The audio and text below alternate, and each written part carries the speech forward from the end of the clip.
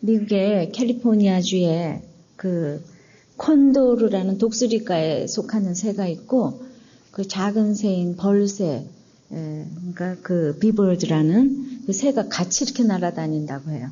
근데 이 같이 날아다니면서 높은 상공을 배회하다가 먹이가 다른데 콘도르는 썩은 시체만 먹는다는 거예요.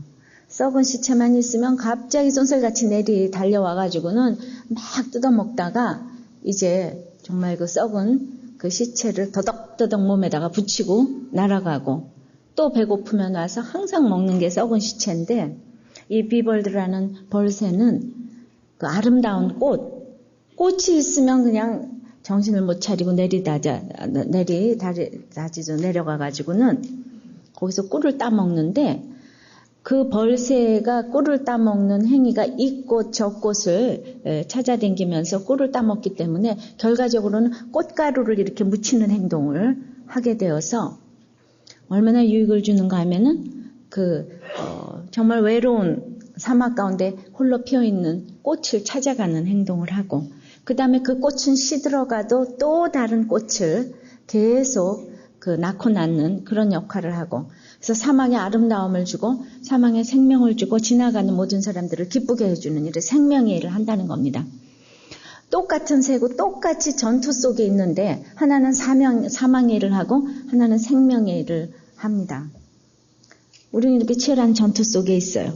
이왕이면은 생명에 속한 일을 해야 되겠는데, 그러려면은 오늘 본문처럼 산을 옮기는 믿음이 필요하다고 했어요.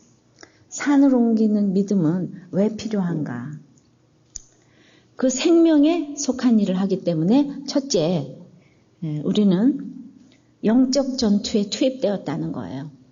생명에 관한 일을 하려면 우리 이 세상이 다 영적 전투라는 것을 여러분들이 인식을 하셔야 돼요. 우리는 죄와 슬픔과 죽음의 이 음부, 이 세상, 이 특징인 가운데서 우리는 편하게 그게 못 돼요. 우리는 지금 유람선 타고 가는 것이 아니라 전투함을 탔다는 생각을 하셔야 돼요. 어떻게 죄와 슬픔과 음부 속에서 이렇게 맨날 행복하고 기쁘고 맨날 웃기만 합니까? 심각하기도 해야 되거든요. 그래서 이제 어떻게 영적 전투가 이루어지는지 오늘 본문을 통해서 보겠습니다. 14절입니다. 시작. 저희가 무리에게 이르며 한 사람이 예수께 와서 꿇어 엎드려 가로되, 15절이에요. 주여 내 아들을 불쌍히 여기소서. 저가 간질로 심히 고생하여 자주 불에도 넘어지며 물에도 넘어지는지라. 저희가 누굽니까? 변화산에 올라갔던 예수님과 베드로, 야고보, 요한 세 사람이에요. 무리에게 이르렀어요. 이제 그랬더니 그 최고의 신앙인격, 거룩한 신앙인격을 가지고 내려오면은 이렇게 꿇어 엎드려서 나를 도와달라고 할 사람이 기다리고 있는 거예요. 내가 교양 있게 신앙인격을 가지고 내려오면은 교양 있게 살고 싶지 않은 사람이 어디 있겠습니까? 그러니까 이런 사람 도와주려고 신앙인격을 우리에게 주시는 거예요. 거룩한 신앙인격을. 발 아래 꿇어 엎드려서 나 좀 도와달라고. 그것 때문에 우린 사명의 땅으로 하나님께서 보내시는데, 그래도 예수님께서 다 도와주시는 것이 아니라 꿇어 엎드리는 한 사람, 그 한 사람을 고쳐주시는 거예요. 온 인류를 다 고쳐주시지 않아요. 아무리 고쳐주시려고 마음 먹어도 이 꿇어 엎드리는 그 한 사람이 됐으면 좋겠습니다. 어떻게 엎드렸는가? 다시 15절 봅니다. 주여 내 아들을, 이거 누가복음에 보면 이 외아들이에요. 외아들. 불쌍히 여기소서. 왜요? 저가 간질로 심히 고생하여. 간질로. 이거는 원어로 보면은 저가 미쳤나이다 이런 뜻이에요. 미쳐서 심히 고생하고 자주 불에도 넘어지며 물에도 넘어지는지라. 이렇게 자식을 객관적으로 주님께 아뢰었어요. 소위 오픈이라는 것을 했어요. 우리 자녀들만 이렇게 물에도 불에도 넘어지는 것이 아니라 다 미치고 다 어디에 중독돼 있고 이렇게 심히 오랫동안 고생시키는 사람들은 밤낮 하는 말이 내가 이 집을 다 불지를 거야 이러기 잘해요. 그죠? 그리고 또 이렇게 싸우다 보면 맨날 물을 콱 집어던져요. 그죠? 물을 콱 집어던져요. 드라마에도 부부간에 싸우다 보면 물을 콱 집어던지고. 이게 다 미친 사람들이 하는 일이에요. 그러니까 이거는 나하고 상관이 없는 게 아니라 이게 우리 자녀들이 말만 하면은 집을 이렇게 콱 나가버렸잖아 아까. 나가버려. 다 불질러버려. 그냥 물을 다 껴안고. 그러니까 그 아들에 대해서 이제 땅끝까지 갔기 때문에 땅끝까지 간 사람이 항상 저를 찾아오지요. 그죠? 그것도 혼자서 이렇게 괴로움을 참고 있다가 또 왔어요. 딸이 죽게 생겼는데 뭐가 지금 부끄러운 게 있겠습니까? 그 한 사람이. 그리고 와서 기도는 불쌍히 여겨달라는 소리밖에 할 것이 없는 거예요. 이 한 사람이 이렇게 기도를 잘 하는 거예요. 그래서 소위 이제 이렇게 이제 오픈을 했어요. 그런데 보통 사람들은 그 자녀들이 죽어도 고쳐질 것 같아서 10년, 20년을 속을 새겨도 객관적으로 보지 못하고 아니야, 이번 한 번만 대학교만 붙기만 하면 이번 한 번만 이제 붙기만 하면 나는 이게 다 없었던 일로 지나가는 거야. 한 번만 더 참, 한 번만 더 참. 한 번만이 사람 죽이는 거예요. 한 번만. 그래서 자식에게 속고 싶고 자신에게 속고 싶고 그냥 괜찮을 거야. 똑같은 짓을 하는데 이렇게 심각하게 못 보고 주님 앞에 와서 꿇어 엎드릴 생각을 안 하는 거예요. 꿇어 엎드릴 생각을 안 하는 거예요. 그러니까 이 한 사람이 얼마나 대단한 일을 한 건지 몰라요. 우리 오늘 권사님이 이렇게 오픈한 건 이게 얼마나 대단한 건지 몰라요. 근데 예수 믿으면 다 이래야지 되는데 이런 사람이 한 사람이라니까요. 한 사람. 아무리 아파도 자기 체면 때문에 자존심 때문에 다 너 죽어 그냥 죽어. 이러잖아요. 아까 그랬대잖아요. 맨 처음에. 그냥 나갔는데 아유 죽는 건 가슴 아프겠지만 그냥 죽어라. 그렇대잖아요. 우리 자존심이 그렇게 밥을 안 먹여주는데 먹여주는 걸로 착각한다니까요. 그랬는데 16절입니다. 시작. 내가 주의 제자들에게 데리고 왔으나 능히 고치지 못하더이다. 힘든 오픈을 했는데 고치지 못할 제자들에게 데리고 갔잖아요. 그러니까 이 오픈이 아무데에게나 받아들여지는 게 아니라니까요. 바리새인 사두개인에게 오픈한다고 되는 게 아니라니까요. 그리고 지금 산아래 제자들에게 예수님 따라다녔다고 또 되는 게 아니라니까요. 오픈을 해도 고쳐줄 제자들이 있고 고쳐주지 못할 제자들이 있다니까요. 고쳐주지 못할, 능히 고치지 못할 제자들에게 데리고 갔어요. 그러니까 도울 힘이 없어요. 자신들의 일이 아니라고 생각해요. 예수님하고 다닐 때는 뭐가 다 기적이 많이 베풀고 이랬는데 예수님 변화산에 올라가고 나서 보니까 이 사람 힘이 딱 없어져 버렸어요. 뻥해져 버렸어요. 사람에 대해서 관심이 없어요. 예수님하고 쫓아다니는 사역만 관심이 있었어요. 그래서 고치지 못했어요. 자, 17절. 왜 고치지 못했는가? 시작. 예수께서 대답하여 가라사대 믿음이 없고 패역한 세대여 내가 얼마나 너희와 함께 있으며 얼마나 너희를 참으려 그를 이리로 데려오라. 자, 믿음이 없고 패역하기 때문에 못 고쳤답니다. 믿음이 없다고 그랬어요. 믿음이 없고 패역한 세대라는 것은 이제 이렇게 원어를 보면은 불신앙이 계속 불신앙의 영향을 받는 거예요. 그러니까 이제 한 번 말씀을 들었잖아요. 그래도 내가 온 일주일이 큐티를 하고 목장에서 나누고 이렇게 옆에서 영적 전투를 같이 해주지 않으면 설교 한 번 들었다고 인터넷 예배 한 번 드린다고 이게 유지가 안 돼요. 유지가 안 된다니까요. 왜냐하면은 불신앙에 계속 영향을 받는 거예요. 한 번 들었는데 가면은 믿음 없는 사람들이 야 그런 거 왜 그래? 자꾸 얘기합니다. 또 얘기하고 바리새인 사두개인 같은 식구들이 오픈은 무슨 오픈이야? 이렇게 불신앙의 영향을 계속 받기 때문에 제자들 보고 내가 너희들 언제까지 함께하고 언제까지 참겠느냐? 지금 얼마나 제자 훈련을 시켰는데 너희들 지금 주는 그리스도시요 살아계신 하나님의 아들이시니다 고백까지 했는데 근데 못 고치는 거예요. 이 오픈이 뭔 말라 죽은 오픈이야? 너 집안 망신시킬 일이냐? 이렇게 나오는 거죠. 그래서 불신앙에 계속 영향을 받는 사람들이기 때문에 우리는 인터넷 예배와 그냥 예배는 하늘과 땅 차이고 그 다음 오픈도 받아들여주는 공동체가 있고 아닌 공동체에서 갔다 하면 그러니까 이걸 분별을 해야 되는 거예요. 이 제자들은 지금 능히 고치지 못했어요. 그래서 우리는 날마다 믿음이 없고 패역한 이 불신앙에 영향받은 사람들은 주님이 언제까지나 있고 언제까지나 내가 얼마나 주님이 참게 해야 될 일을 많이 하고 있는지 몰라요. 부모도 언제까지나 나와 함께 있고 언제까지나 부모가 나 때문에 참아야 되냔 말이에요. 철이 들었으면 이제 자립을 해야 되겠는데 언제까지나 참아야 되고 언제까지나 항상 함께 있을 것 같은 사람들이 다 어덜트 차일드라 이 말이 성인 아이란 말입니다. 제자들도 다 똑같다는 얘기예요. 이제 크면 자기를 해야 된다는 얘기. 그래서 처방이 이제 이리로 데려오라. 자, 어디로 데려가야 되겠습니까? 이리로 데려가야 될 이리가 어디예요? 어디로 데려가야 됩니까? 그래서 우리는 참으로 무엇 때문에 우리가 이렇게 참을 수 없어 하는가? 예수님은 이렇게 고치지 못하는 것 때문에 참을 수 없어 하는데 우리는 자존심 때문에 참을 수 없고 학벌 때문에 참을 수가 없고 네가 나한테 말 안 들어서 참을 수 없고 근데 예수님은 제자들이 지금 이 사역을 못해서 이것 때문에 지금 참을 수가 없어요. 하나님의 애통으로 참을 수 없는 게 있어야 돼. 변화산에서 내려오면 죄와 슬픔과 이 죽음에 대해서 우리가 탄식을 하면 스트레스를 느낄 일이 많아야 돼요. 행복하고 항상 웃음만 있는 게 아니에요. 어떻게 죄와 슬픔과 죽음의 세상에서 날마다 행복하고 웃고 그럴 수가 있겠어요.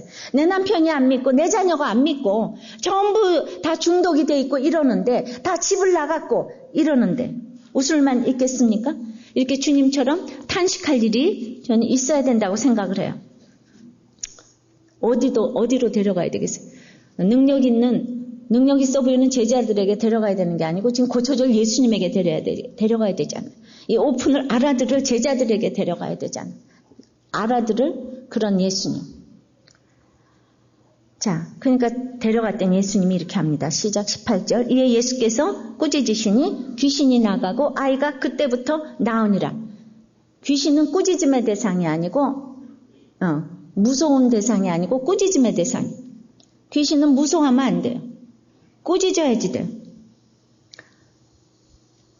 자, 이 세상에 무서운 건 의처증, 의부증이에요. 정말 이 귀신 들린 거 어떤 거보다도 그것이 내 남편과 내 아내로 역사를 하기 때문에 너무 무서운 거예요. 그런데 우리 남편도 의처증 기운이 다분히 있었어요. 제가 오늘날 이렇게 훈련을 하는 거는 사역을 하는 거는 그 훈련을 제가 견뎌냈기 때문에.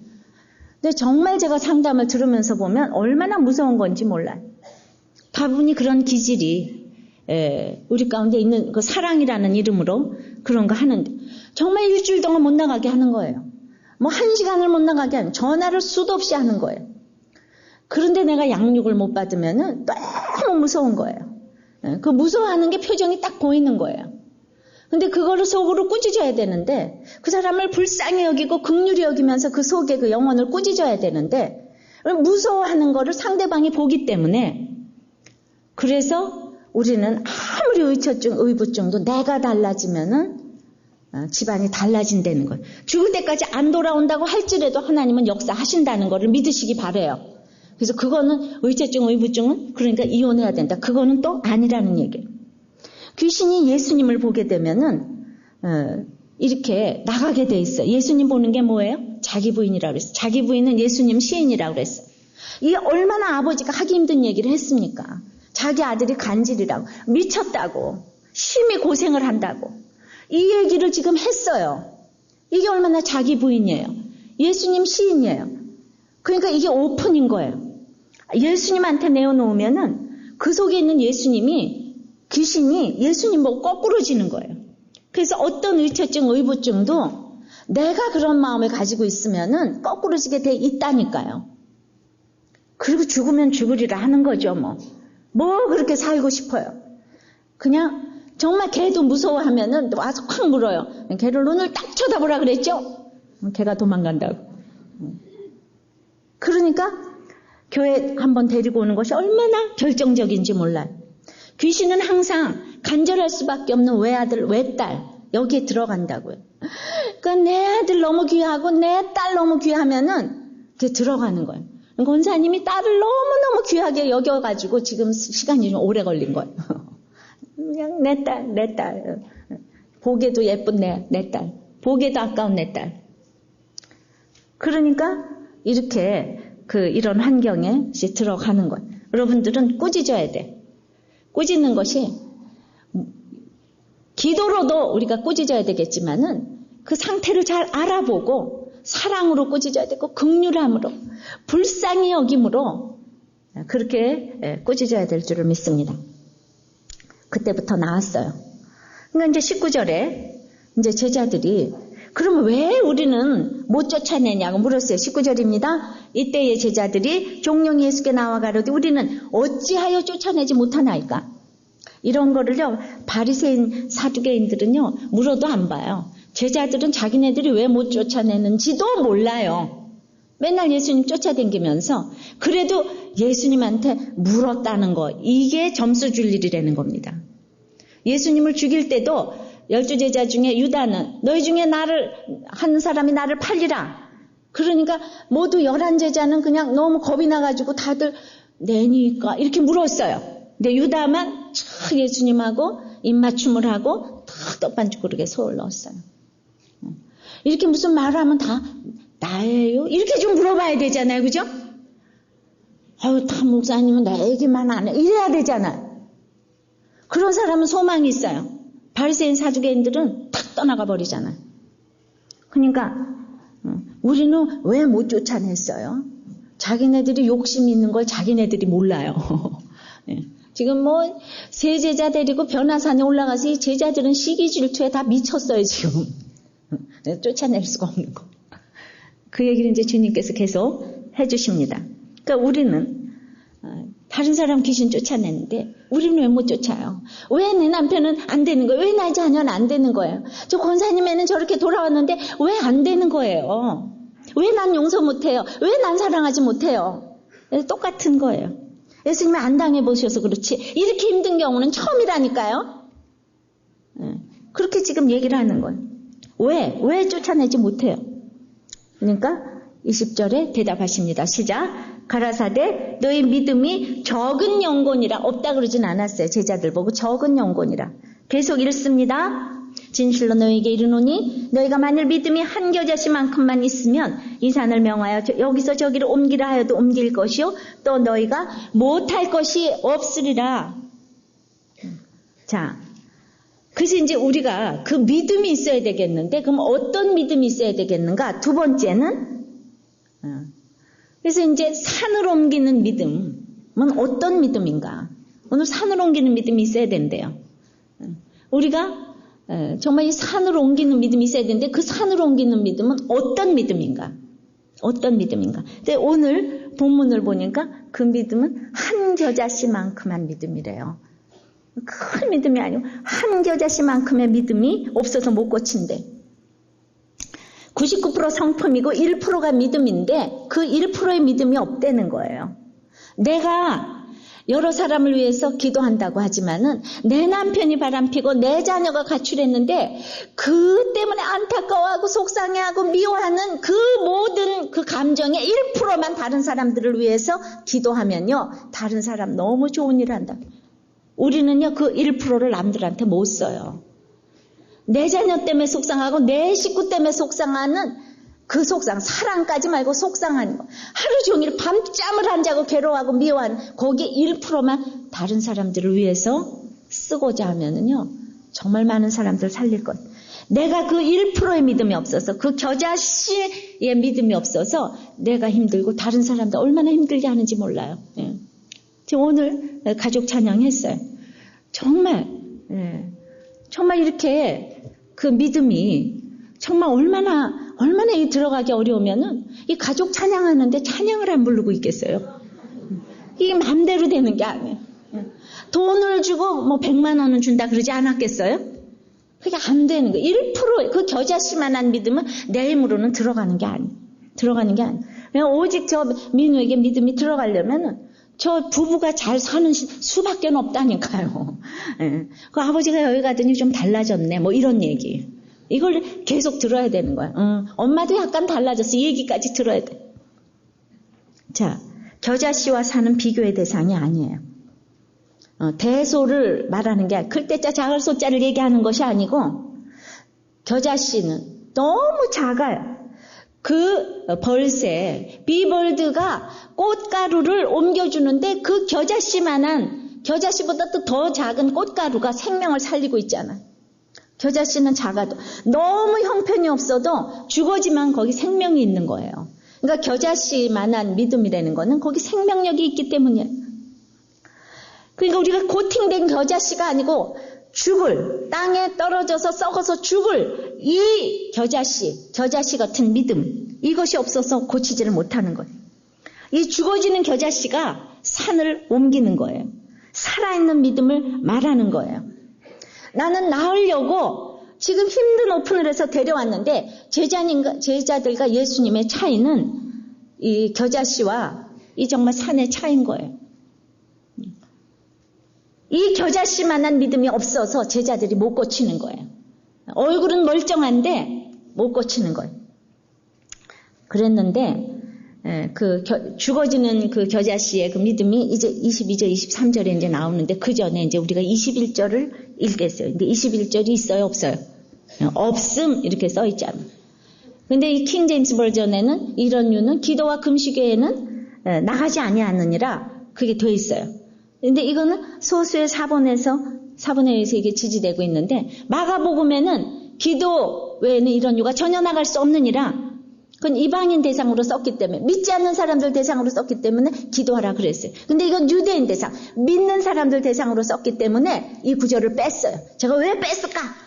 그럼 우리는 또 성령님의 의도에 이 뺀 거를 또 묵상을 해야 되잖아요.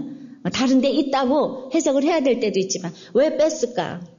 그러니까 기도의 본질을 놓치고 계속 기도와 금식에 의하지 않고는 나가지 않느니라 그러면은 내가 겨자씨처럼 죽어질 생각을 안 하고 그냥 기도해서 저 귀신 간질 고쳐 주시옵소서 하고 산으로 들러 기도원으로 갈까봐. 그 금식하면서 맨날 저 그냥 귀신 쫓아달라고 이럴까봐. 이방인들에게는 그 얘기가 맞지만 이 유대인들, 예수님 죽일 유대인들은 무조건 기도하고 금식한다고 되는 게 아니다. 바리새인들은 뻑하면 금식하고 뻑하면 기도하니까 바리새인들 대상으로 그 구절을 뺀 것이 아닌가 제가 이 생각을 합니다. 기도라는 건 내가 겨자씨가 되겠다고 기도를 해야죠. 내가 죽어지겠다고 기도를 해야죠. 그게 고쳐달라고 저 간질병 미친병 고쳐달라고 애는 팽교체두고 한 달 내내 기도원 가 있고 금식하면 고쳐집니까? 그럴 확률이 있는 것 같아서 이때 유대인 대상으로 이 마태복음에는 이 얘기를 뺀 것 같아요. 좀 그럴 것 같지 않습니까? 아멘입니까? 네. 그러니까 진짜는 죽어지고 십자가 지고 부활하는 거 그거 다 겨자씨는 그래서 그 고난의 얘기를 22절 23절에 다시 하는 겁니다. 읽습니다. 시작. 22절 갈릴리에 모일 때에 예수께서 제자들에게 이르시되 인자가 장차 사람들의 손에 넘기워 죽임을 당하고 제3일에 살아나리라 하시니 제자들이 심히 근심하더라 이러잖아요. 그러니까 겨자씨 이 믿음이라는 거는 네가 정말 죽어져야 되는 건데 이 고난의 복음을 두 번째 다시 얘기를 하니까 이제 나는 사람들에게 넘기울 것이다. 죽임을 당할 거다. 그러나 나는 살아난다. 근데 아무리 들어도 성령이 임하지 않으면 이 제자들이 심히 근심하는 거예요. 두려운 거예요. 우리는 그냥 앉으나서나 기복이라는 거를 우리는 인정하지 않을 수가 없어요. 내가 교회 와서 자녀들이 잘 되고 돈 잘 벌고 하는 거 그냥 앉으나서나 그게 우리의 소원이에요. 우리의 소원은 꿈에도 소원은 그거예요. 그 제자들이 예수님하고 같이 댕길 때 마태복음 16장까지 오병이요, 질병이요, 귀신 들린 자 다 고치니까 그것만 좋은 거예요. 근데 이제 베드로 고백 이후에 자꾸 고난받고 죽임당한다 이러니까 그때부터 제자들이 예수님을 약간 의심하기 시작했어요. 정말 의심의 안개가 거쳐야지 되는데 죽는데 부활하는 거는 안 믿어지고 이 땅에서 지금 죽는 게 너무 싫은 거예요. 그래서 물론 제자들에게 귀신 쫓는 권능을 이미 10장 1절에 주셨어요. 누가복음에도 보면 실제로 복음을 전하고 병을 고치기도 했어요. 믿음이 연약할 때는 우리가 초신자 기도는 많이 들어주신다 그러잖아요. 그러나 마지막에 갈 길은 십자가라는 거 이거를 이해를 못해요. 제자들이 아무리 얘기를 해도 너는 고난 받는다 할 땐 베드로는 그리 마옵소서 그 일이 절대로 안 일어난다는 거예요.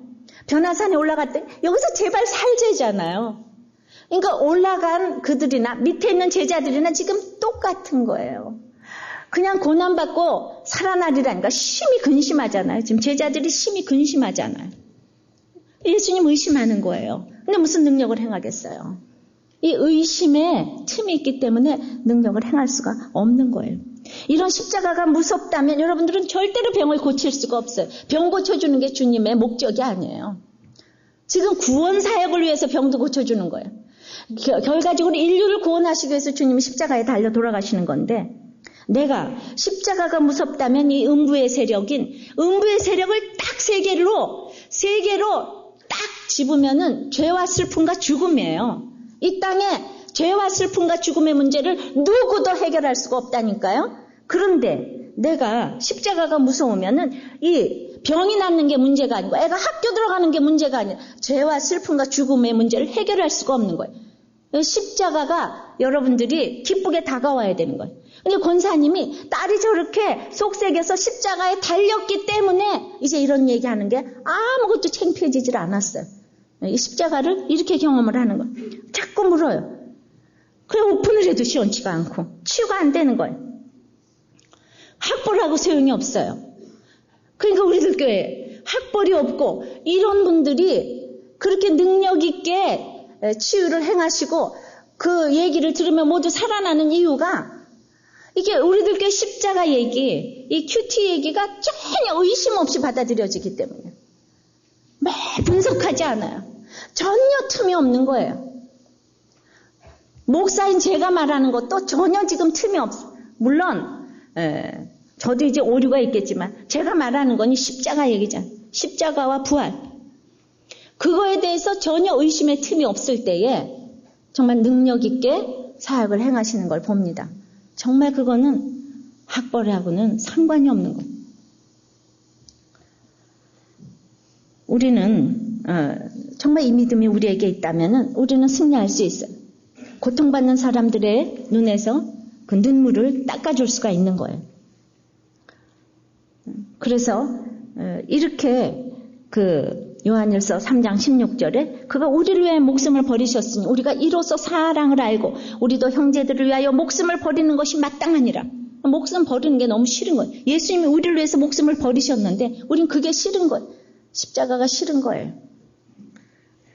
우리는 그냥 정말 99%도 아니고 100% 기복에 예수를 믿어도 기복에 그냥 그거에 다 달려있어서 기도하고 금식하는 거. 그러니까 내가 오늘 겨자씨가 되겠다고 이거 위해서 기도를 하셔야 되는 거예요. 내가 오늘 겨자씨처럼 죽겠다고 그거 위해서 기도하는 거예요. 내가 형편없지만 주를 위해서 죽겠다고. 자, 그럼 세 번째는 내가 옮겨야 될 산은 뭔가? 내가 옮겨야 될 산은 뭔가? 그 태산같이 높은 산을 내가 겨자씨가 돼서 어떻게 옮길 수가 있어요? 그러나 오늘 이 산으로 옮겨서 여기서 저기로 옮기라 하면 옮길 거라 그랬잖아요. 여러분들은 옮겨야 될 태산이 뭐예요? 가문의 영광을 얻는 거예요? 병이 낫는 거예요? 좋은 학교에 붙는 거예요? 지금 수능이 가까웁니다.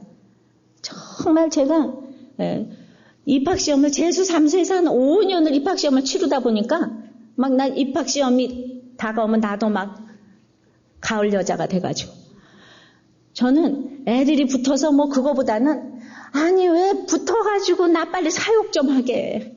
난 여기저기 오르는 데 많은데 얘네들은 입학시험 그냥 한 번에 다 붙어주면 되지. 응? 그렇게 둘씩이나 돼가지고 왜 5년이나 치르는 거야. 이런 마음이 있었는데 세계에서 나를 오라 그러는 학교를 안 붙어주니까 갈 수가 없잖아요. 그냥 나 때문에 나의 사역 때문에 애들이 붙어줘야만 하는 거야요. 그러니까 붙을 수가 없는 거예요. 그래가지고 그냥 할 수 없이 그냥 집에서 꾹 참고 앉아서 큐티를 열심히 했더니 오늘날 우리들 교회가 세워졌잖아요. 내가 간증하라고 여기저기서 부르는데 그냥 뭔지 모르고 오라는데 다 갔으면요. 제가 오늘날 제가 없습니다. 예. 그러니까 하나님은 틀림이 없어요. 그러니까 내가 더 안타까운 마음으로 큐티하게 됐어요. 자, 여러분들 좋은 가정 이루는 거예요? 직장에 승진하는 거예요? 집 사는 거예요? 내가 옮겨야 될 산이 뭐예요? 초등학교 애들이 요새 초등학교 애들이 달 보고 가장 바라는 소원 1위가 있잖아요. 큰 거 아니더라고요. 우리 아빠 술, 담배 끊게 해달라는 게 제 1 소원이, 두 번째가 부자 되게 해달라는 거. 요새 초등학교 애들이 이렇게 돈을 밝히더라고요. 응?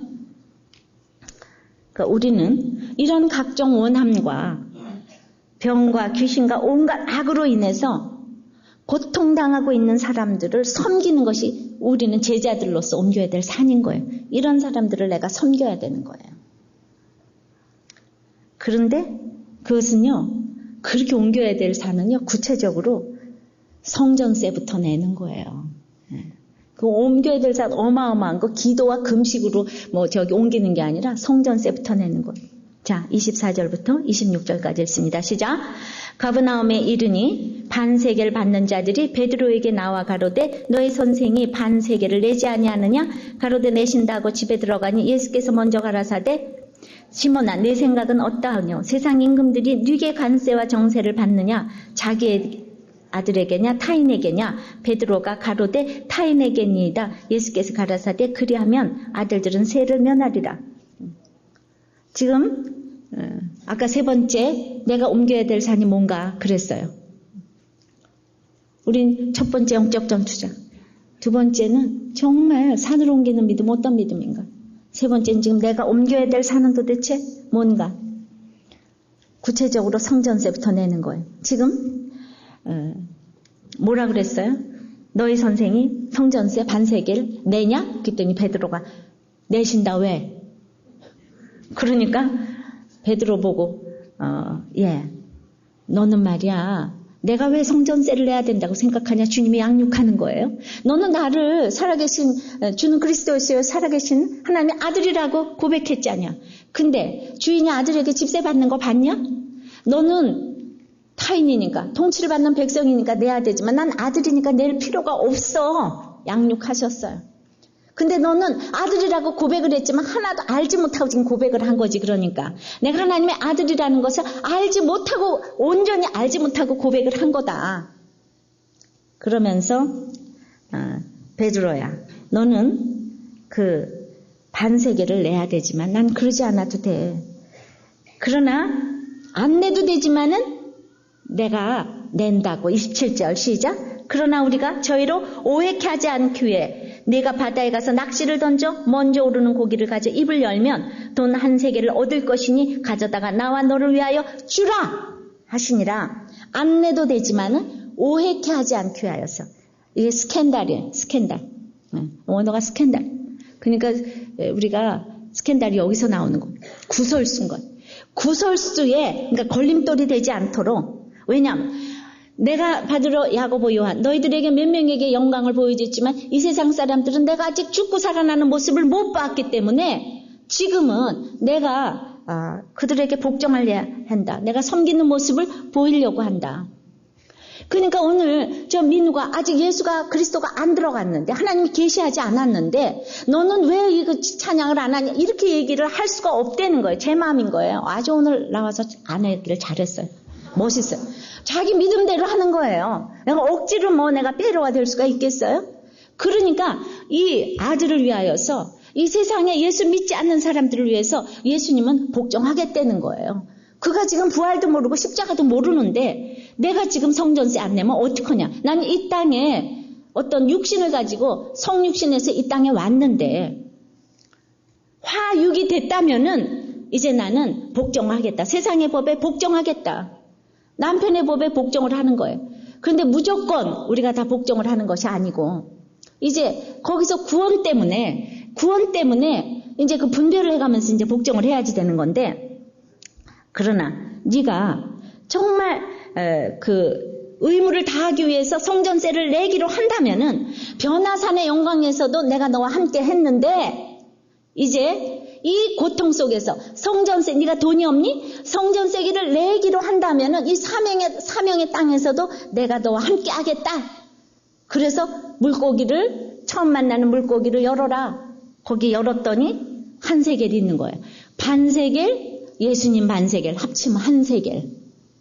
그걸 주겠다는 겁니다. 그러니까 우리가 기득권을 포기하고 안 내도 되는 성전세를 내려면은요, 기적적인 방법으로 이 세금을 주시는 거예요. 그리고 딱 2인분만 주셔요. 그냥 한 세겔의 은혜를 주셔요. 그 다음 날은 또 한 세겔의 은혜를 우리가 구해야 돼. 날마다 기도해야 돼. 날마다 발 아래 꿇어 엎드리는 거예요. 100세겔을 줬으면 좋겠지만 이게 딱 한 세겔 주세요. 하나님이 나와 함께 짐을 지고 가시는 거예요. 마음만 먹어도 하나님께서 도와주실 줄을 믿습니다. 주님 때문에 내가 하려고 마음을 먹으면, 순종하려고 마음을 먹으면 주님께서 오늘의 은혜를 주세요. 염려하지 마세요. 두려워하지 마세요. 그러니까 이제 이번 주일에 어떤 분이 그 적용을 했어요. 세금 냈다고. 세금 내는 적용부터 하라고 그러니까 세금 내는 적용이 와서 제가 여러분들의 좀 읽어드리면은 이분이 스포티지를 타고 다니다가 이제 티코로 차를 바꿨대요. 그땐 처음에는 그냥 뭐 기름값이 반으로 줄어서 좋고 주차비 싸서 좋고 작아서 좋고 뭐 낮아져서 좋고 한참 좋다고 그러는데 왜 바꿨는가 했더니 세금을 못 내가지고 자동차를 세금으로 냈다는 거예요. 스포티지를. 갔더니 그게 할부로 사고 세금 많아가지고 경매에 들어가도 세금도 못 낼 거다. 그래도 방법이 그것밖에 없어서 이제는 자기는 돈이 없는 건 나의 삶의 결론이고 돈 없는 것이 자랑이 아니라고 생각을 해서 이제 구청 직원에 가서 이제 공매를 해서 그걸 하기로 한 거예요. 그리고 이분이 무슨 뭐 통신 무슨 뭐 그런 허가를 통신 판매 그걸 취소한다고 그래서 이제 세금을 냈는데 내고 나서 그래도 이제 그동안에 한 모아둔 돈 100만 원이 있어서 사업을 해야 돼서 티코를 샀다는 거예요. 집에 들어왔더니 적용자라는 또 안집사님이 아니 우리 세금 낼 게 얼마나 많은데 티코까지 또 사가지고 왔냐. 그거도 가지고 세금을 내야지.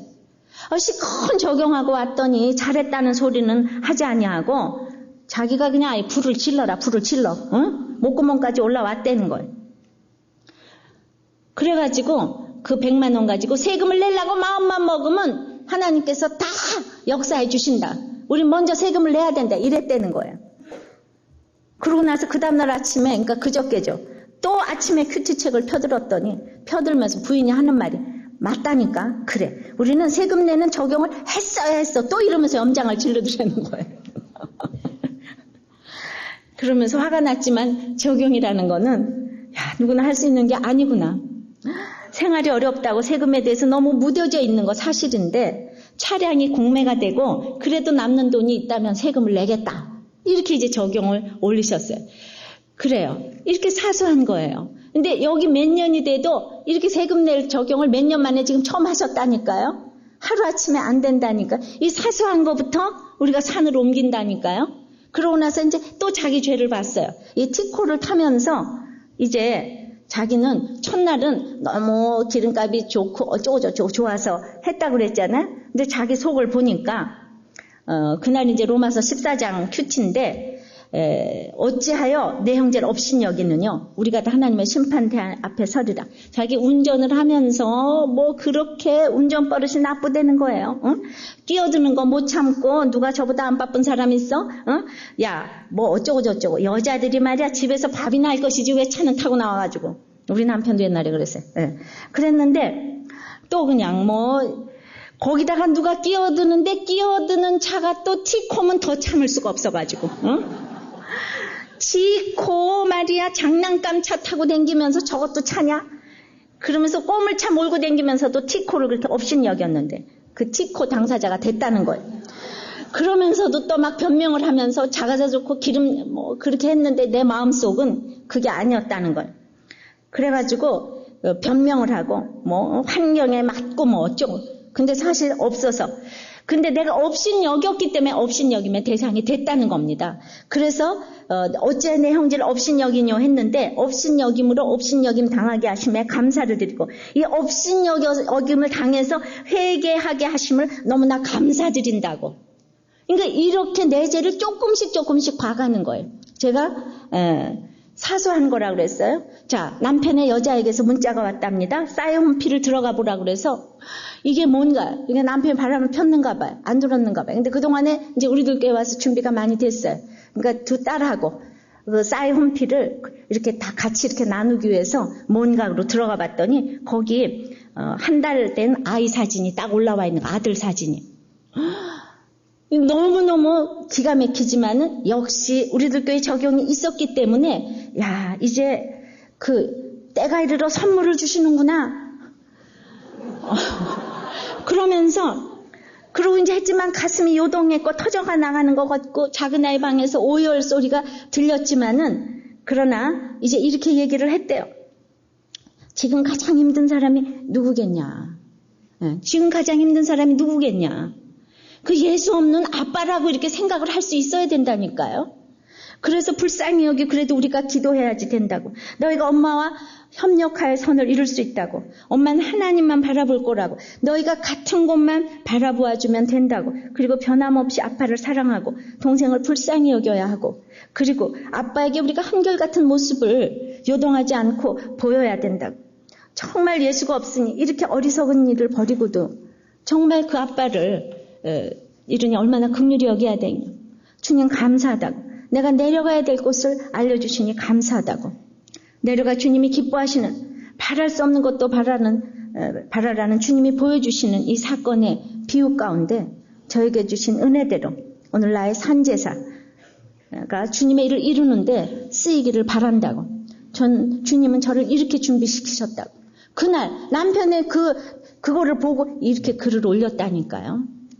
저는 우리 옮겨야 될 산이 큰 거 아니에요. 말씀만 있으면 이 음부의 세력에도 이렇게 뚫고 나가는 걸 보여주는 줄을 믿습니다. 어떤 분이 목장 보고서에 그렇게 썼어요. 우리는 왜 6개월마다 목장을 옮기느냐. 그리고 왜 정말 매주 새로운 타교의 성도님들이 오시는지 오늘의 구체적인 이유를 알았다는 거예요. 새로운 성도들이 올 때마다 목장 식구들은 자기의 고난을 반복해서 오픈함으로 자기의 그 약재료를 간단 명료하게 소개할 수 있는 훈련을 6개월 동안 열심히 받았다가 또 다른 성도들이 오면 그러니까 저절로 전도왕이 되는 거예요. 그러니까 목장 가는 것도 이렇게 다 훈련이 돼서 그리고 우리 정말 선교지향적인 교회라니까요. 아프리카 간다 그러면서 구역 목장 바뀐다 그러시면 여러분들 안 되는 거예요. 새로운 사람들을 계속 만나게 하셔서 내 고난을 이렇게 자꾸 말하는 이 훈련이 되니까 모두가 전도사가 되는 거예요. 전도왕이 되시는 줄을 믿습니다. 이제 여러분들이 정말 산을 옮길 만한 믿음으로 대단한 거 부시려는 게 아니라 오늘 이렇게 나의 혈기를 다스릴 수가 있어야 되고 오늘 내가 세금을 내야지 되고 이러면 우리의 모든 문제가 우리의 모든 태산이 옮겨질 줄을 믿습니다. 말씀을 맺습니다. 우리 산을 옮기는 믿음이 참 필요한데 그러려면 우리가 영적 전투장에 있다는 것을 잊지 말아야 돼. 산을 옮길 만한 믿음은 한 겨자씨만큼의 믿음이라고 합니다. 그것은 살아있는 생명력 있는 믿음이에요. 십자가와 부활이 믿어지는 믿음이에요. 근데 우리에게는 옮겨야 될 산이 많아요. 남편과 아내와 자녀와 부모와 형제와 재물, 건강에 이 태산을 우리가 옮겨야지 되는데 이 태산이 무너지려면은 내가 노력해서 되는 것이 아니고 우리가 믿음으로 겨자씨만한 믿음으로 꾸짖어야 되는 거예요. 바라는 것을 실상으로 놓고 보지 못하는 것들을 증거하면서 우리의 자녀가 몇십 년 동안 안 변화된다고 할지라도 계속 귀신 들려있고 미쳐있고 간질이 걸려있다고 할지라도 그 상황을 하나님께서 나에게 죽을 때까지 가라고 하신다면은 그냥 인정하면서 우리가 꾸짖고 가야 해요. 그리고 살려야 돼. 나의 고난 가지고 다른 사람들을 살려야 돼. 이제 사소한 세금부터 내야지 돼. 사소하게 오늘 그 남편을 불쌍히 여겨야 돼요. 바람피고 나가 있는 예수 없는 그 불쌍한 남편을 긍휼히 여겨야 돼. 이거보다 더 좋은 가정교육이 어디 있겠습니까? 이거보다도 더 좋은 믿음의 교육이 어디 있겠어요? 우리 자녀들을요 행복하고 잘 먹고 잘 살면 애들이 행복합니까? 이런 환경 가운데 내가 믿음으로 붙잡고 있는 이 모습을 보일 때에 우리의 자녀들이 다 믿음의 증인들이 되는 것입니다. 이것이 진짜 산으로 옮기는 믿음이에요. 그렇게 마음만 먹어도 하나님이 도와주실 것이에요. 그래서 우리는 저 높은 곳을 향하여 한꺼번에 가는 게 아니라 날마다 나가는 거예요. 날마다 나가는 거예요. 험하고 높은 이 길을 싸우며 나아가는 거예요. 우리가 찬양하면서 우리가 기도를 생각합니다. 이 땅의 음부의 세력과 죄와 슬픔과 죽음의 아버지 하나님, 이런 난무하는 곳에서 우리를 끌어올리시기 위하여서 내 자녀가 수고를 하고 남편이 수고를 하며 아내가 수고를 하고 우리의 환경이 날 위해서 수고를 합니다. 이제 우리는 예수님의 발 앞에 무릎을 꿇고 주님께 모든 사정을 아뢰는 그 한 사람이 되기를 원합니다. 모든 체면과 자존심을 내려놓고 아뢰기를 원합니다. 아버지 하나님, 나는 할 수 없습니다. 그러나 그 무릎 꿇는 그 겸손함이 없고 겨자씨만한 믿음이 없어서 우리가 고치지 못하는 것, 내 자신을 보게 도와주시옵소서. 이제 아버지 하나님, 정말 태산 같은 이런 험산줄령이 무너지기를 원합니다. 주님, 남편 태산, 아내 태산, 모든 이혼의 태산, 중독의 태산, 마약 중독, 아버지 하나님 술 중독, 성 중독, 이성의 중독, 이 모든 것에서 무너지기를 원합니다. 주님, 내가 어떻게 무너지겠습니까? 오늘 사소하게 세금 내라고 했습니다. 사소하게 예배부터 참석하라고 했습니다. 주님, 역사하여 주시옵소서. 반드시 이 사소한 것부터 시작하면은 주님께서 그 태산 줄령 같은 그 무서운 태산들이 무너지게 될 줄을 믿습니다. 오늘 문자적으로 귀신을 꾸짖은 예수님, 우리의 아이들에게서 귀신을 꾸짖습니다. 이 귀신아, 나오라, 나오라. 우리의 자녀들의 귀신이 물러가기를 원합니다. 내 속에 귀신이 물러가기를 원합니다. 아버지 하나님, 예수의 이름으로 꾸짖습니다. 도와주시옵소서. 꾸짖습니다. 도와주시옵소서. 말씀대로 꾸짖습니다. 예수를 믿지 못하게 막는 아버지 하나님, 정말로 미치고 간질 들리고 심히 고생시키는 이 마귀들은 나사렛 예수의 이름으로 꾸짖노니 나오라, 나오라. 아버지 하나님의 말씀으로 위하여서 기도하였사오니 이제 주님께로 나가는 저희들이 될 수 있도록 역사하여 주시옵소서. 예수님 이름으로 기도합나이다. 아멘.